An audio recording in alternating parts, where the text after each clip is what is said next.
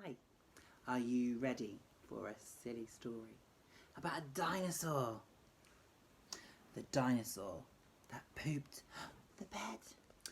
Danny and Dino had nothing to do, so Danny said, "Why don't we watch some cartoons?" But then Danny's mum cast a shadow of gloom. "You can't watch TV until you've tidied your room."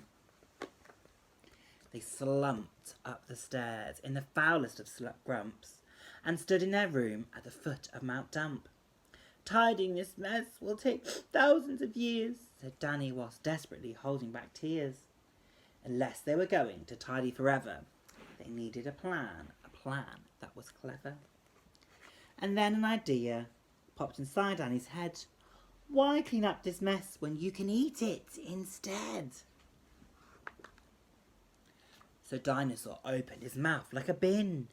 Dan scooped up the mess and he threw it all in. Toys from the tip of the top of the heap were chucked in and chomped by the dinosaur's teeth. It chewed Danny's shoes. It could not get enough of teddies and cuddly stuff made of fluff. The dinosaur sucked like a humongous hoover, removing the mess like a room mess remover. Vests, pants and socks and little toy soldiers. Dan laughed as he watched from the dinosaur's shoulders. His fluffy pet hamster, along with its cage, was swallowed in Dinosaur's mess-munching rage. It smushed the CDs, which, on reflection, were far from the greatest of record collections. So Dan didn't mind, it all had to go if they wanted to kick back and watch TV shows. In Dinosaur's head, the bed was a burger, as diamonds would look to the greediest burglar. In one dino bite, the whole bed disappeared. No mess left in sight. The whole room had been cleared. Not one piece of rubbish was left on the floor. Was left to consume. At last we can finally watch some cartoons. But Dinosaur's tum cast a shadow of doom. It was full to the brim with a mess from Dan's room. Dino was wedged between the floor and the ceiling. He couldn't believe how full up he was feeling. It started to worry. It started to panic. Never before had he been more gigantic. The dinosaur's bottom was bigger than Norway. So big and so fat it was blocking the doorway.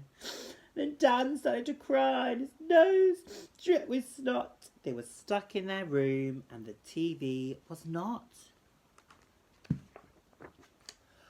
With pillows and quilts in the dinosaur's gut, its brain didn't have full control of its butt. It knew that there wasn't a thing it could do. One way or another, it needed to poo! The dinosaur pooped more than ever before. All the mess that they'd had cleared was now back on the floor. Shoes, pants and teddies and shoulders and socks with smelly poo lumps filling Danny's toy box. The dinosaur saw Danny's face turning red and he knew the next thing to be pooped was his bed. It sprung from his bum with a bounce and a bump, right back to its place at the base of Mount Dump. Then Dino deflated and unblocked the door where Mummy was standing more cross than before. They looked at the mess all around they stood and knew they'd be naughty, and naughty's not good. So they picked up their mops and they mopped at the plops that covered the toys and the vests, pants and socks. If only they tidied their room as they should, they'd be watching TV and not wishing they could. So remember, next time you're in front of the telly, you can't watch cartoons if your bedroom is smelly. So that was our story this week, and that was a request from one of the children in my class. Hope you all enjoyed, and I'll see you next week.